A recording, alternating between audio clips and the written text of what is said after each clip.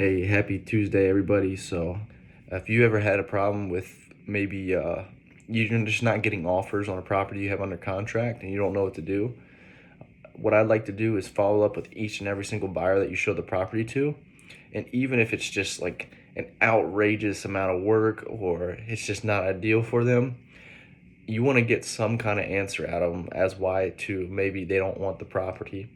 And I know what you're thinking. You might be thinking, well, they're just gonna, lowball me anyways, so why would I even ask?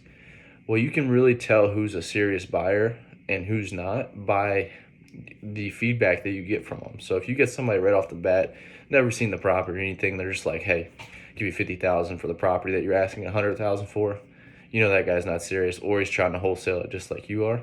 So what you can do is call each one back and kind of just really dig deep and figure out what's going on with this property.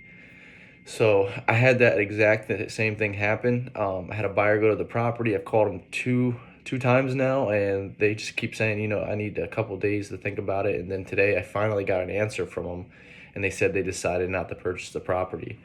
So what you want to do is you want to get a number from them, because at least when you have a number, you can kind of gauge where you need to be, and you can always go back and renegotiate the seller to make it work for you and your buyer.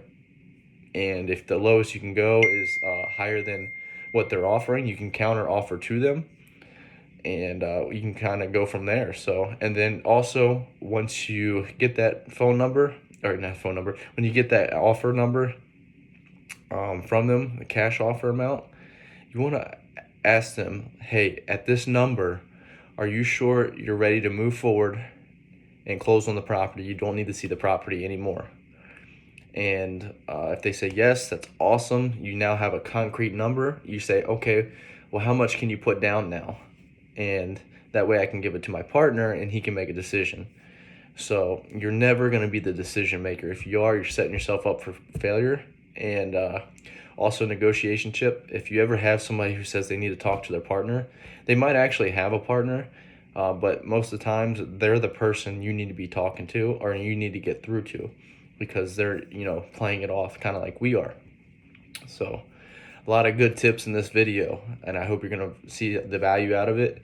I'm going to go over a phone call that I had with this person, and you can kind of see how it plays out. So here it goes. I decided not to buy it. So, yeah. So in case you couldn't hear that, she said, I decided not to buy the property because I asked her, it's been a couple of days. What are you thinking? Oh, okay. Any particular reason why? Was it the price, location? Was it us? No, the price, location, is, I think it's pretty good. The condition of the house, it's strange layout in the house. Yeah, and maybe the price. Yeah. So I said, is it us? Is it the price? Is it the location? What's wrong with the property that you don't like it? And she said, no, the price, location's all good. It's a weird layout. And then she said, well, actually, it is the price. I'm sorry, I get that loud ding. That's my text messages coming in. So, but she said it's the price. So boom, right there, I knew. Try to guess what question I asked next. Okay, is there a price that you would be interested at? So you want to follow up? Okay, well, what's a good price that you would be interested at? And then you might have this happen where they might say a couple things like, oh, well, what's the lowest you can go? And so we went back and forth for a little bit, but I actually ended up getting her to give me a number first, and this is how I did it. I'm sorry, what? Is there a price that you would be interested at? Okay, what is the best price you can do on this house? She said, what's the best price you can do in this house? I'm just wondering, what would there be a price that you would be interested at? So I repeated the same question. Yes, I know, but what is the best price you can do on this house? Can you do any discounts? So what I like to do is, she did the same thing. So I know she's pretty savvy. She's probably very smart, and I just kind of left it silent for a second there, and she said something else. So use silence to your advantage. Be very quiet when you're offering negotiations, and people don't like that because it gets very tense. And they feel like maybe they've done something to upset you, or maybe they're not doing it right. So So I can think. What's a fair price for you? I mean, I could tell you what we think's fair, but at the end of the day, it just matters what you think. So I always do this with the sellers too. If they don't give me a number, I say, well, I could tell you what's fair for me, but it's not going to matter because it just matters what's fair for you. And that's exactly what I did. Yeah, but if you can give me some thoughts to think about, so maybe I'll think more.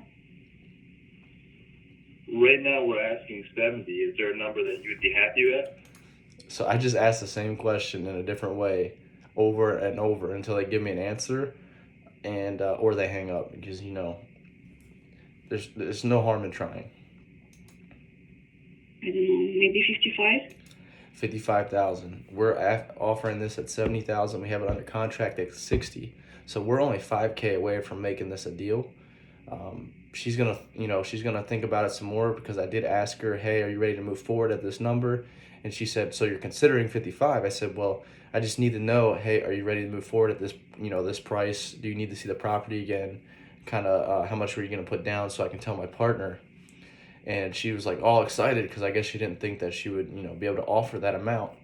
And so what I would likely do in this situation is counter offer her 60 and try to get the seller down to 55. Getting a motivated seller down an extra 5,000 after you've had it under contract for so long is not that hard if they're truly motivated. So the biggest thing is get that concrete offer for them to be ready to go, lock and loaded, get them under contract, and if it doesn't work out between you and the seller, then you can go back to the seller and say, hey, can you give me a little bit more time? The contractors that I'm sending out there are just, overpricing things. We found there's more work on the property than what you described, which there is in this one, so it actually works to our advantage.